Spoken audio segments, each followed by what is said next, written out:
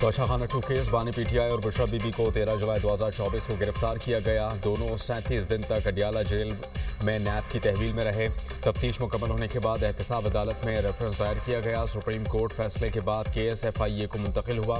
12 दिसंबर 2024 को तोशाखाना 2 केस में मुलजिमान पर फर्द जुर्मायत की गई। FIA रिकॉर्ड के मुताबिक ज्वेलरी सेट की मालियत 7.5 करोड़ से ज़ायद थी।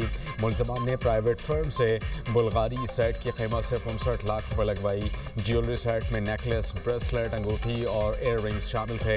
सऊदी वली अहद से वसूल किया गया तोहफा तोशाखाना में जमा नहीं कराया गया। ज्वेलरी सेट की कम कीमत लगाकर अपने पास रख लिया गया। बानी पीटीआई और बुशरा बीबी के वकीला ने केस की पैरवी की।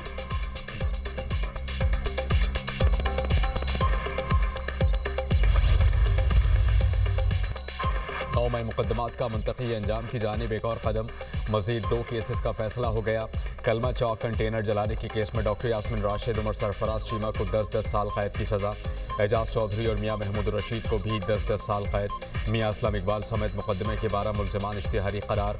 मुकदमे में 20 मुलजिमान को सजाएं, 5 को बरी करने का हुक्म। ATC जज अरशद जावेद ने कोट लखपत जेल में फैसला सुनाया। कलमा चौक कंटेनर जलाने के केस में 37 मुलजिमान को चालान किया गया।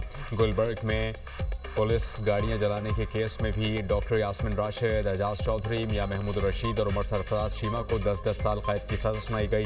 अदालत की 7 मुलजिमान को सजाएं और 22 मुलजिमान को बरी करने का हुक्म। मियाँ असलम इकबाल समेत 4 मुलजिमान इश्तिहारी करार।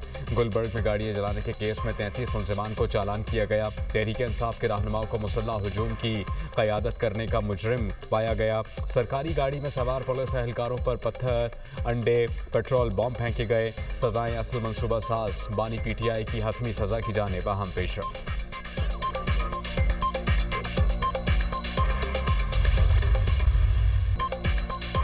दूसरों को चोर कहने वाला खुद चोर साबित। मशीर वजीर आज़म राना सनाउल्लाह मीडिया से गुफ्तगू कहते हैं कि बानी पीटीआई ने अमानत में खयानत की, मुल्क को नुकसान पहुंचाया।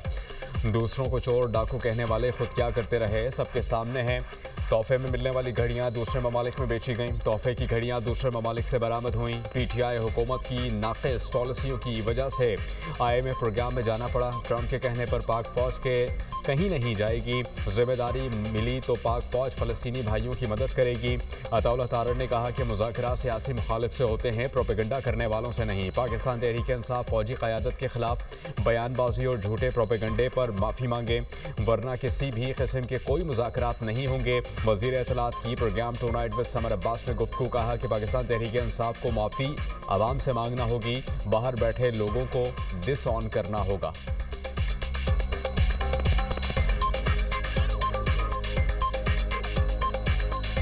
सियासी बातचीत सियासी मुखालफत में होती है। ये नहीं होता कि आप रियासत के खिलाफ, फौज के खिलाफ बयानियां बनाएं। चले डिसोन कर देना। लंदन में बैठे क्या है जी, फलां बंदा जो है ये लंदन में हम इसको डिसोन करते हैं। जिस फौज ने जंग जीती हो उसको बुरा भला कहें, उसके खिलाफ इंडिया में प्रोपेगेंडा करें, अफगानिस्तान में प्रोपेगेंडा करें, और फिर क्या सियासी बातचीत करनी नहीं करते हम बातचीत। जो फौज को, फौजी क़यादत को वहां पे इन्होंने तनकीद का निशाना बनाने की कोशिश करते हैं। जो ये गालियां देते हैं, मुल्की सलामती के हवाले से ये बातें करते हैं, इंडिया में बयान लगाते हैं, उस पर माफी मांगे, उस पर अपने आप को डिसोसिएट करें, तो फिर ठीक है, सियासी बातचीत हो सकती है। बानी पीटीआई के कौलो फेल में तजाद जो बोया आज काट रहे हैं। वज़ीर मुमलिकत दाखिला तलाल चौधरी का रद्द-ए-अमल, कहा कि ओपन शट केस था, सज़ा में ताख़ीर हुई। केस को सियासी कहने से आप बेगुनाह नहीं हो सकते, मकबूल होने से सज़ाओं से नहीं बचा जा सकता। जाली डिग्री वालों के दिल इनके साथ धड़कते हैं। बानी पीटीआई के बच्चे पाकिस्तान का कार्ड भी रखना पसंद नहीं करते। नए सूबों से गवर्नेंस में बेहतरी आएगी। नए सूबे बिल्कुल बनने चाहिए। जहां गवर्नेंस अच्छी नहीं वहां नए सूबे बनने चाहिए। बैरिस्टर अकील मलिक बोले, दूसरों पर इल्ज़ाम लगाने वाला खुद रंगे हाथों पकड़ा गया। बानी पीटीआई ने कौमी ख़जाने को लूटा, चोरी साबित हो चुकी। तोशाखाना 2 का फैसला आइन और कानून के मुताबिक है। गवाहान और सबूतों की बुनियाद पर बानी पीटीआई को सज़ा सुनाई गई। वज़ीर इत्तलात पंजाब अज़मा बुखारी ने कहा कि बानी पीटीआई ने अपने दौर में करप्शन की। इनकी चोरियों की कहानियां ज़बाज़द आम हैं। चोर दरवाजे से आने वाले चोरियां ही करते हैं। ये शख्स फैज़ हमीद के साथ गठजोड़ से इक़्तिदार में आया।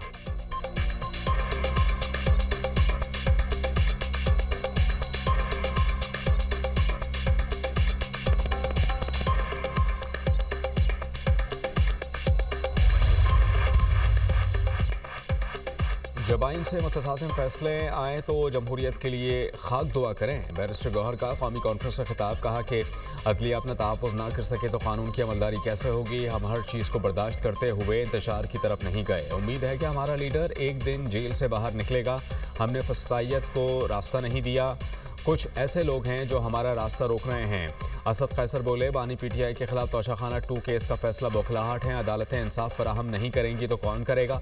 सलमान अकरम राजा ने कहा कि इस केस में कुछ भी नहीं, ये तो वाज़े हो गया। FBI ने भी वही कीमत लगाई जो दस्तावेज में शामिल है।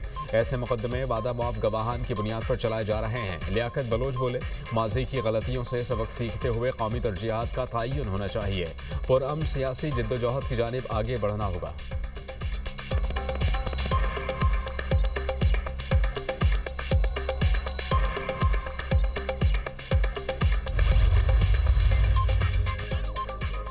मुल्की मुआशी तरक्की के लिए बरामदात में इजाफा नागुज़ीर। वज़ीर आज़म की ज़ेर सदारत मुल्की बरामदात पर जायज़ा इजलास। वफ़ाक़ी वज़रा को मुख्तलिफ सनती और तिजारती शहरों में बरामद कुनंदगान के पास खुद जाने की हिदायत। शहबाज शरीफ ने कहा कि कारोबारी अफराद और बरामद कुनंदगान को हर मुमकिन सहूलियत देने के लिए कोशा है। छोटे और दरमियाने दर्जे के कारोबार के फ़रोग़ के लिए तरजीही बुनियादों पर काम करना होगा।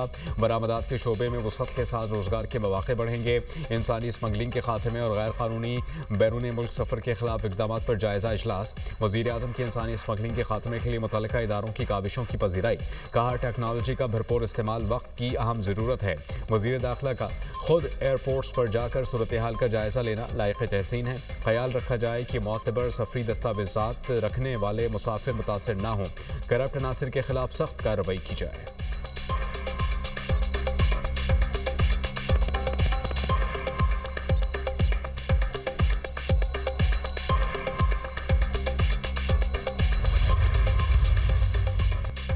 एक्निक ने 11 मनसूबों की मंजूरी दे दी। ट्रांसपोर्ट, मवासलात और माहौलियात शामिल। नायब वज़ीर आज़म इसहाक डार की ज़ेर सदारत कौमी इक़्तिसादी काउंसिल की एग्जीक्यूटिव कमेटी का इजलास।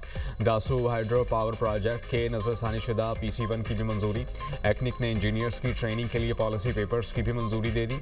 पॉलिसी पेपर्स के तहत हर साल 10,000 तक इंजीनियर्स को तरबियत के मौक़े और तरक्याती मनसूबों में तैनात किया जाएगा। इजलास में वफाक़ी वज़ीर मनसूबाबंदी सिंध और खैबर पख्तूनख्वा के वज़रा ने शिरकत की।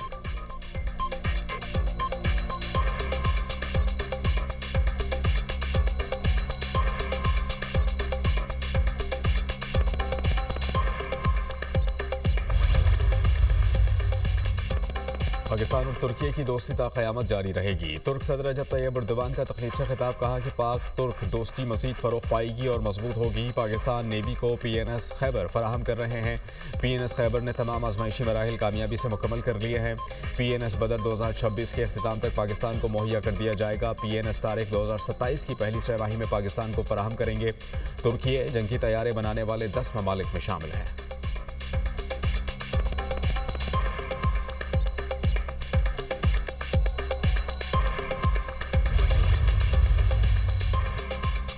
पाकिस्तान और यूरोपियन यूनियन का कसीरुल-जहती तिजारती निज़ाम की अहमियत पर इत्तेफाक। फरीक़ैन का देरीना शराकत दारी की अहमियत पर जोर। ब्रसेल्स में पाकिस्तान यूरोपीय यूनियन के मुश्तरका कमीशन का 15वां इजलास। सियासी और मुआशी सूरत हाल का जायज़ा। जमहूरियत, तर्ज़ हुक्मरानी, इंसानी हुकूक, तिजारत और सरमायाकारी और तरक्की पर गुफ्तगू। तवानाई, साइंस और टेक्नोलॉजी और स्ट्रेटेजिक इंगेजमेंट प्लान पर तफसीली तबादला ख्याल। तर्जुमान दफ्तर ख़ारजा ताहिर हुसैन इंदराबी ने कहा कि यूरोपीय यूनियन पाकिस्तान का दूसरा बड़ा तिजारती शराकतदार है।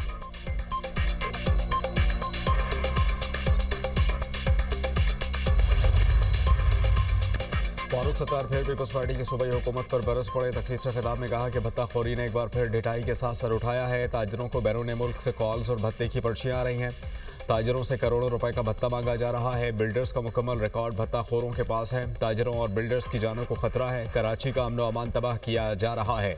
17 साल की बदतरीन हुक्मरानी सबके सामने है।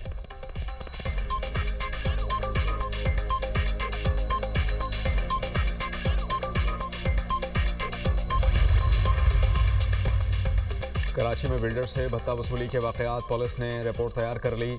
आबाद अरकान से भत्ता वसूली के 8 वाक़यात रिपोर्ट। पहला मुकदमा 27 सितंबर को मलीर सिटी थाने में दर्ज किया गया था। पुलिस रिपोर्ट के मुताबिक 13 दिसंबर को कादरी हाउस पर छापे के दौरान 3 मुलजिमान गिरफ्तार किए गए। तीनों मुलजिमान भत्ता वसूली में मुलव्वस थे। भत्ते की कॉल ईरान के नंबर से वसीउल्ला लाखो ग्रुप ने की। भत्ते की धमकी मिलने का दूसरा वाक़या 30 सितंबर को बहादुराबाद में पेश आया। दूसरे वाक़े में भी भत्ते की कॉल ईरान के नंबर से आई थी। मुलव्विस मुल्ज़िम खिज़र को गिरफ्तार किया गया। सोल्जर बाजार वाक़े से भत्ते की कॉल दुबई के नंबर से की गई। वाक़े में मुलव्विस एक मुल्ज़िम मारा गया और 5 गिरफ्तार हो गए।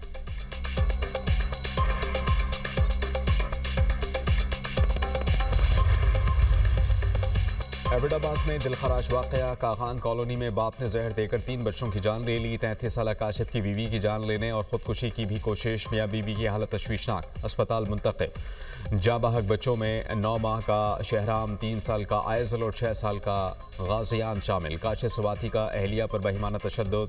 शीजा बीबी के सर और गर्दन पर गहरे जख्म, कलाई भी छुरी से काट दी। पुलिस ने जाए वक़्वा से शवाहिद इकट्ठे करके तफ्तीश शुरू कर दी।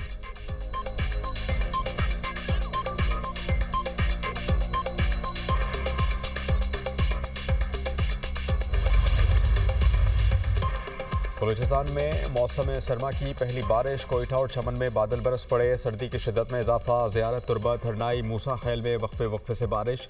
चागी, नौशकी, पशीन, वाशिक, केच, जिवानी और गवादर में अब्र रहमत बरस पड़ी। बलूचिस्तान के पहाड़ों पर बर्फबारी का इम्कान। मरी किलियात में बूंदाबांदी। सयाह बर्फबारी के मुंतज़िर। खुशाब, जौहराबाद और गिरदोनवा में भी बादल बरसे। हरीपुर, खानपुर और गाजी में भी बारिश। सर्दी बढ़ गई। इस्लामाबाद में तेज़ हवाओं के साथ बारिश की पेशगोई। खत्ता पोटोहार, मियांवाली, बक्कर, नूरपुर थल और लिया में बारिश मुतवक्के। पंजाब के मैदानी इलाके शदीद धुंध की लपेट में। लाहौर शहर और गिरदोनवा में भी धुंध के डेरे। तर्जुमान PDMA का अलर्ट जारी। मोटरवेज कई मकामात से बंद। लाहौर और सियालकोट एयरपोर्ट पर हद निगाह कम हो गई। लाहौर एयरपोर्ट पर धुंध के बायस मुतादिद परवाज़ों का शेड्यूल मुतासिर। सियालकोट इंटरनेशनल एयरपोर्ट पर फ्लाइट ऑपरेशन जुज़वी तौर पर मुअत्तल।